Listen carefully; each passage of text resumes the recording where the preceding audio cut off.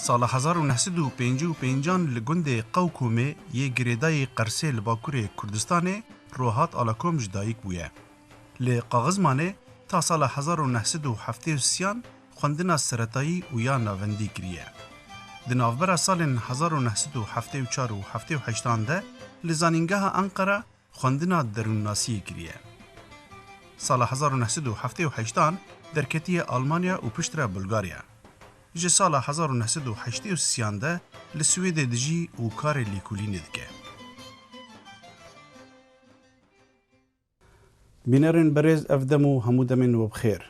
ده پرانیا قناخین دیروک ده تاروجا ایرو دیروکا کردان لگور برجواندیان نتوین دن هاتیان نویساندن. کلتور و ویژه کردان زمان کردی هاتیه دزین و هاتیه بلاوالا کرن.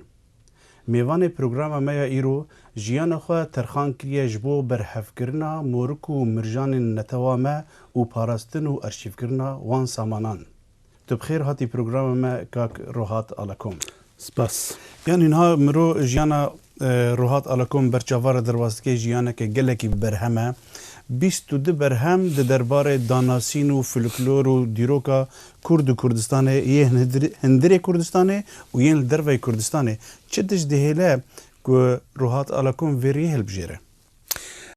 بله حتی اینا وقت گفت قاسی 20 پرتوکان برهمن من چاپون به سه زمانان درکتن کردی، ترکی و سویدی ev پرتوکانات دناف خدا لسر هن کماند کارم بین بشکرن وک مناک چند پرتوکن من سر ادبیاتا ترکی و تمایا کردان ده ادبیاتا ترکی ده ادبیاتا ترکی ده روشا کردان پوزیسیونا کردان جیه کردان چیه ve yeke gelek balamıkşan me lekoland ve ki den grup ekeden hen şahsiyetin kurdan hen kesayetiyen kurdan gelek balamıkşan ve minak Şerif Paşa, Seyyid-i Kurdi, Ziya Gökalp'e ku Kurd bu lebele paşi bu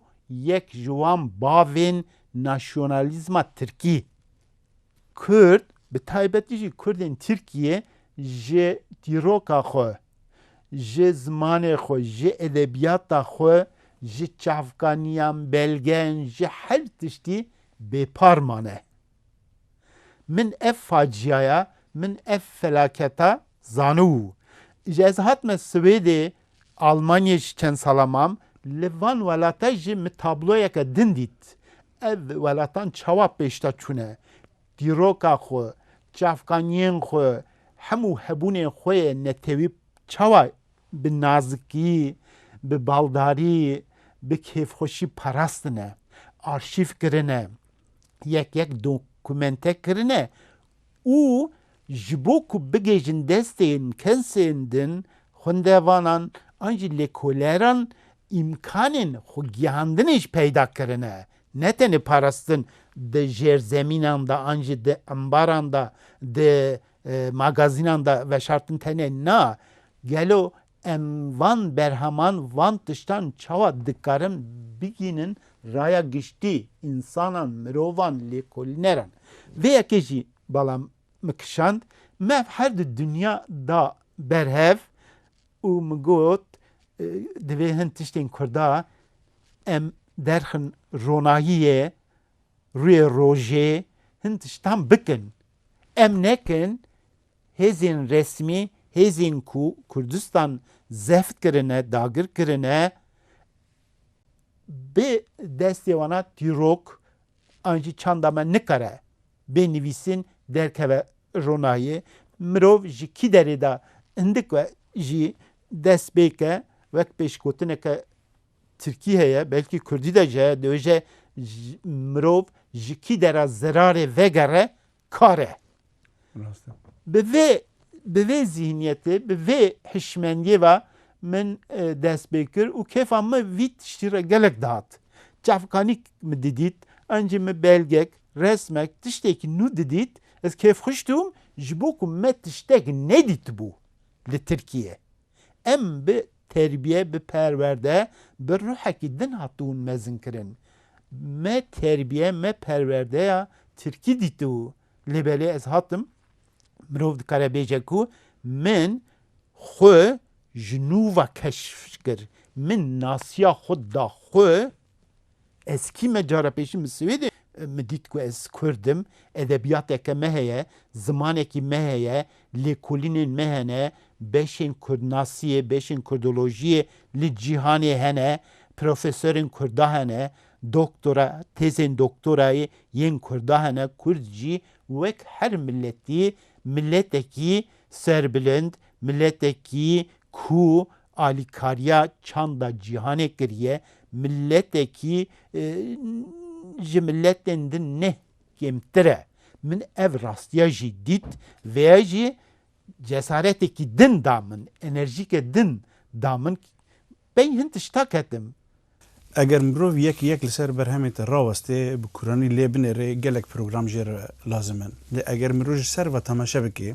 ve berhemên te hemiyan deyne ber çavan gelek berhemên te terxankirîne ji Kurdên êk û li derveyê Kurdistanê ne. Kurdên İstanbul'a kevin, Kurdên Sovyetê, Kurdên Anatolya Navîn. Gelo te hesab kiriye Kurdên di hindir Kurdistanê de ewana êm sogerkirîne vana li ber derê qirkirinê ne divêt wan xelas kî duwarê di çavekî dîrokî de yanî yan mebez jê çi bû ew qazgiranî daye Kurdên derveyê Kurdistanê. Belê ez bawer dikim yek ji van mijaran yek van sedeman ancî yek ji van faktöran ku min zêdetir enerjiya xwe da ser Kurdên li dervayê Kurdistanê faktöra xerîbiyê faktöra li dervayê welat mayînê bû.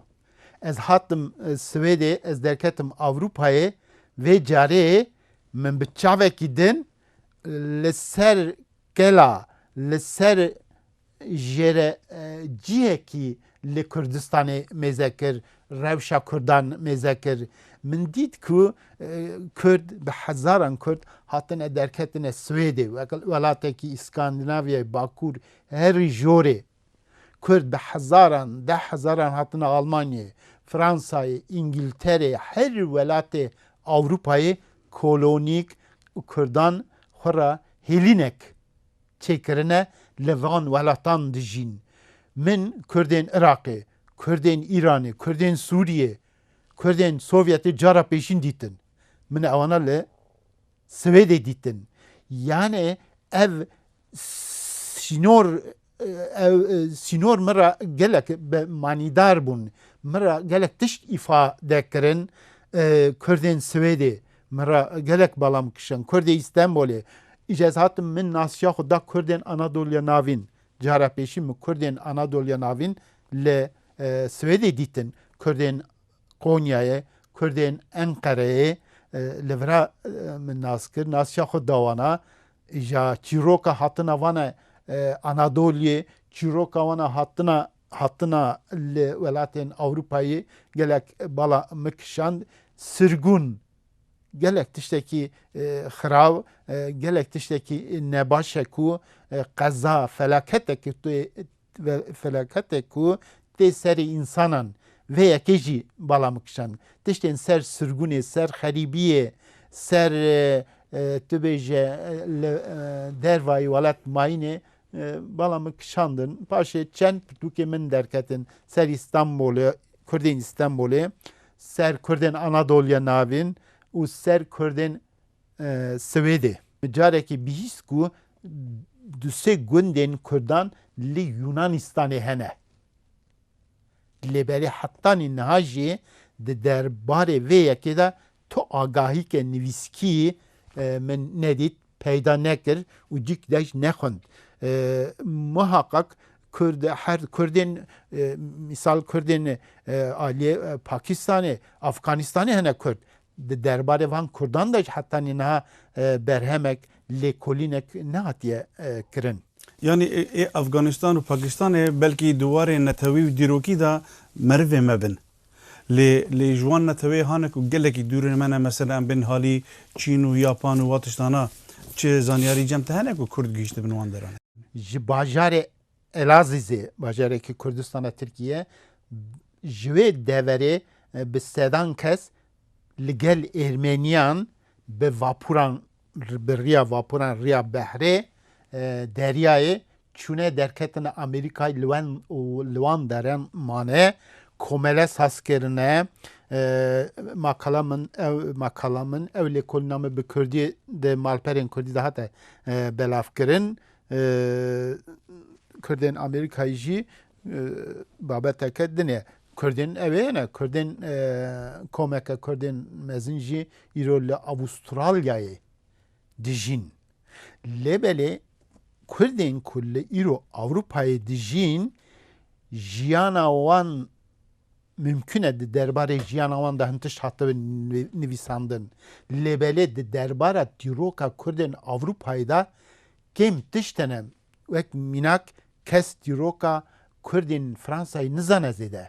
Kurd kîjan sala hatine Fransayê kî bûne çi hatiye serê van Kurdan ev tişta ji bo Kurdên İngiltere'yê jî derbastwe. Kes nizane Kurdên pêşîn kîne çûne İngiltere'yê, Avusturya'yê. Evana gişk mijarên lêkolînê ne divê bên lêkolandin. gelekî xweş e mirov te gudarî bike niha em ê bênvedanekê bidin piştre em vegerin sohbeta xwe berdewam bikin bînerin bi rêz li benda me bên ta piştî bênvedanê.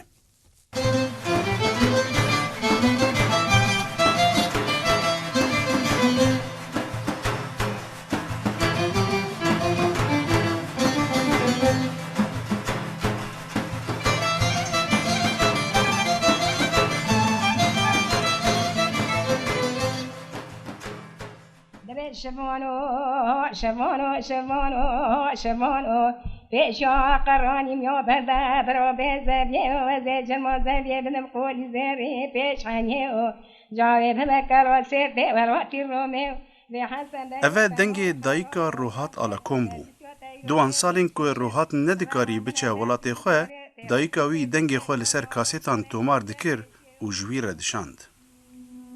Lê li Swêdê, li başûrê Stockholmê meserdana Rohat Alakom kir ku çavekî li arşîva wî bidin. Xaniyekî taybet kirê kiriye, arşîv, belgeh û wêne, pirtûk û jêderên ku berhev kirine li wir in. Bi dilgermî basa çend tiştan dikir, ew tiştên degmen ê ku zû peyda nabin.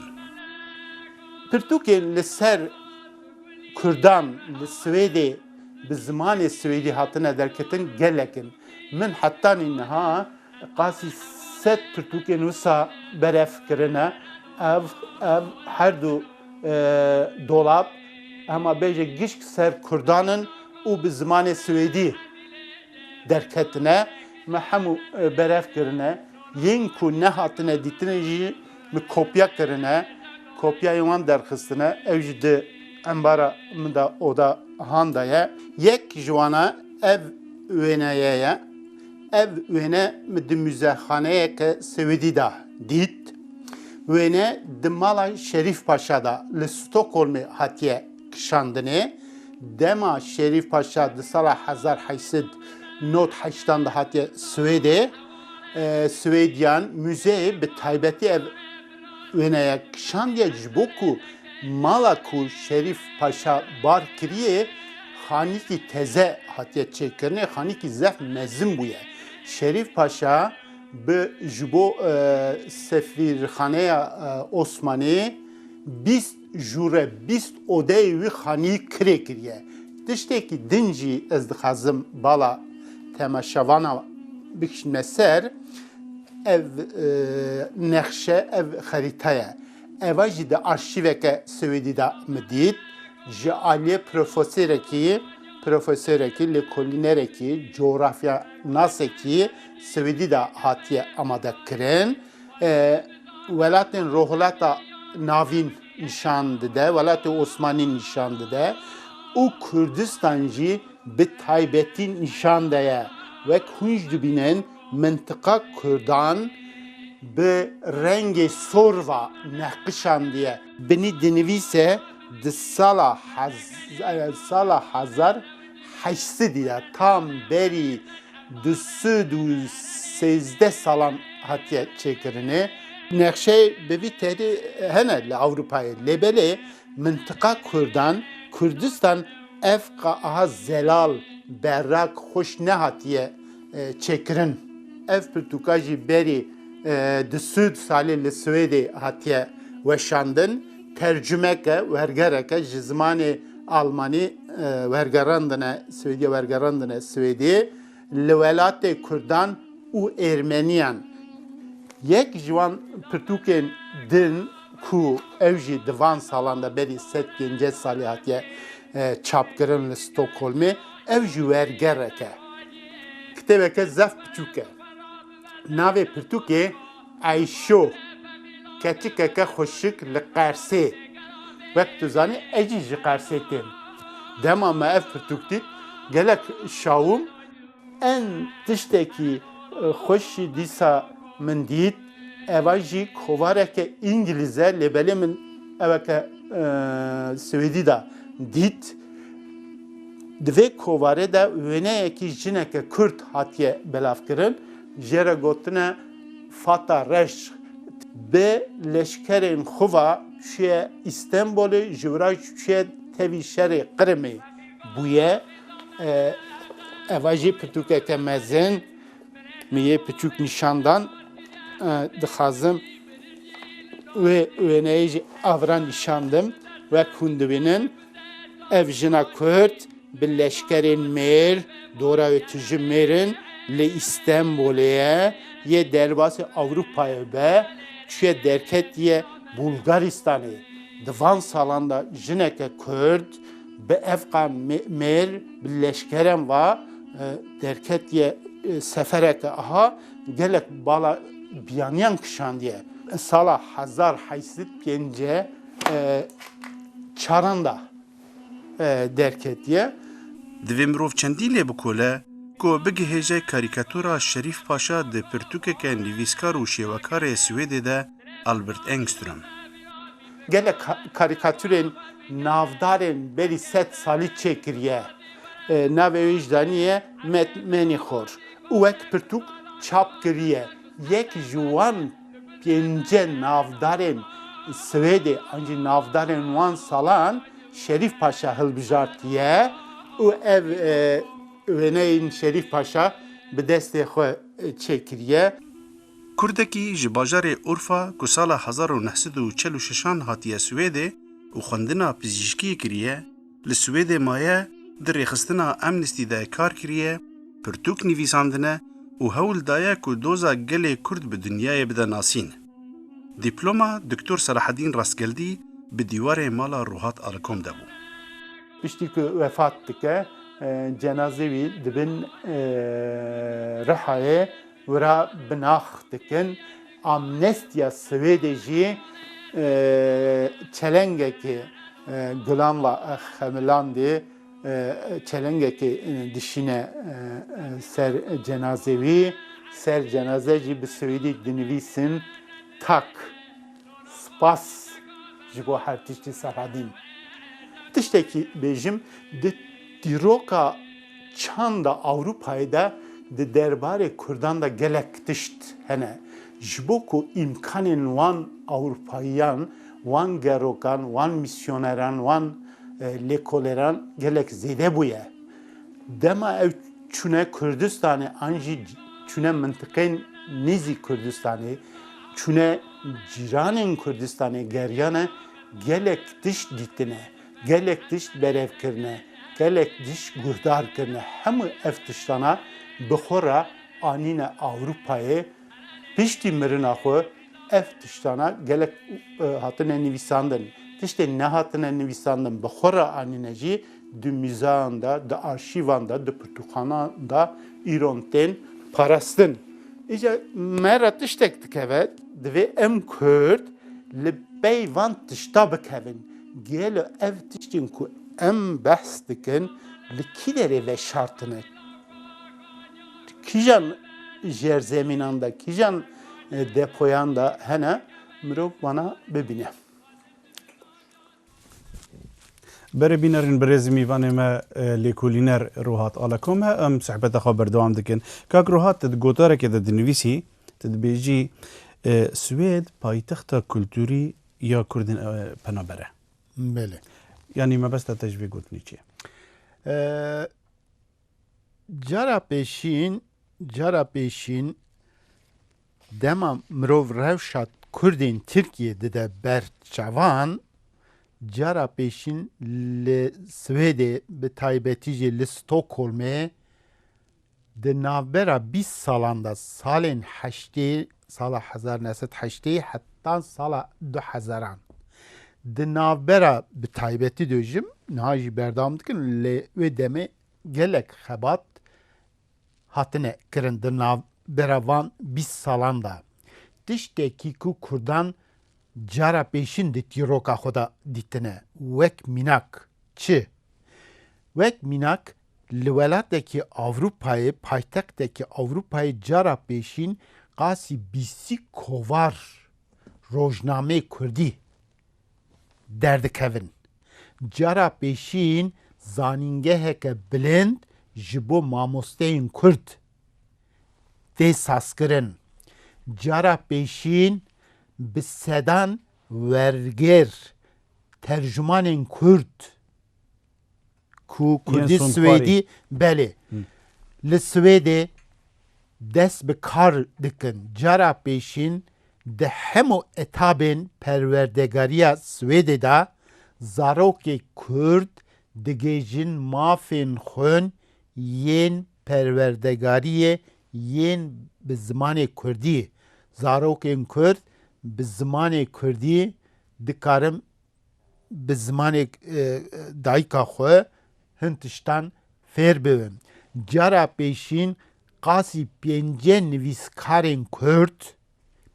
nivîskarên Kurd torek, axek wek organizasyonekê, wek tevgerekê dest bi vêjîna ji nûva jîndarkirina çandeke bindest kirin.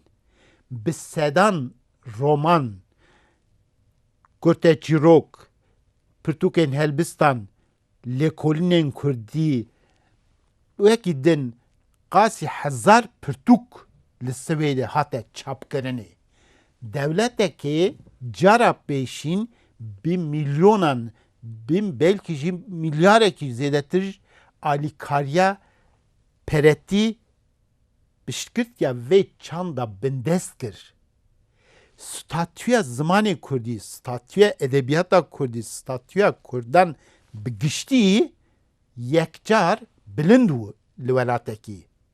Di çarçoveya wê statuya bilind da bibûre min gotina te birî gelek gotinên nû derbasî zimanê Kurdî bûn li Swêdê. Ji ber ku gelek gotinên Swêdî hene berhemberî wan Kurdî de tune mecbûr bûn lêkolîner rûniştana gotinên nû dirêst bikirana. Belê. Eva jî mijareke din. Dixwazim bêjim ku Stockholmê nihazê bê me ser wê mijara te gava din behs kir. Li Stockholmê tiştekî nebûyî, tiştekî ecêb di çanda Kurdî de, di gulvedan pêşketina çanda Kurdî de peyda bû.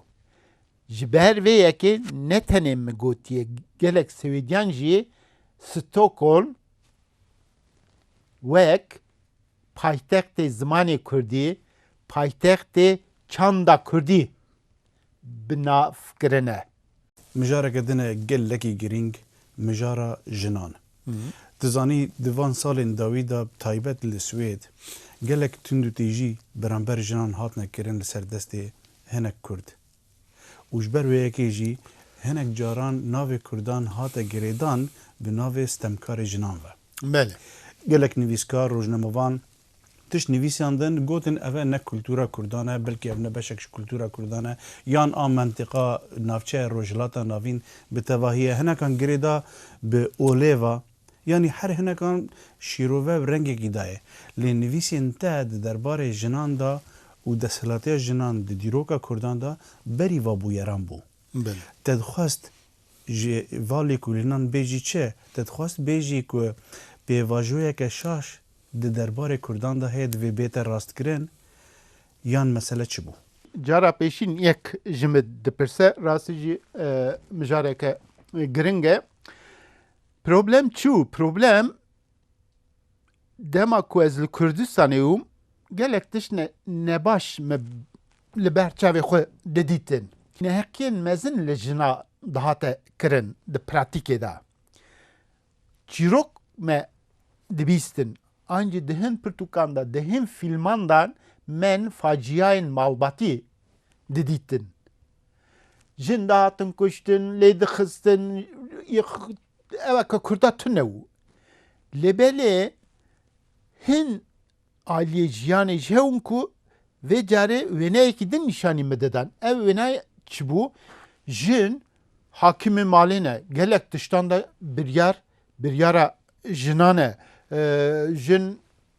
Jinên Kurd mi didîtin rûyê wana vekirî û porê wan zêde girtî nîm bû. Bi mêran va diketine govendê, govend dans dikirin, laqirdî, henek dikirin. Yani perçekî jiyana rojana wan tu tiştekî anormal di vê jiyanê de min nedidît vî alî. Gotineke pêşiya zev bala min kuşand reva jinê adetê dinê. Yani zev tiştekî filozofîk e. Yani wek mode reva keçika. Ewa çi ye?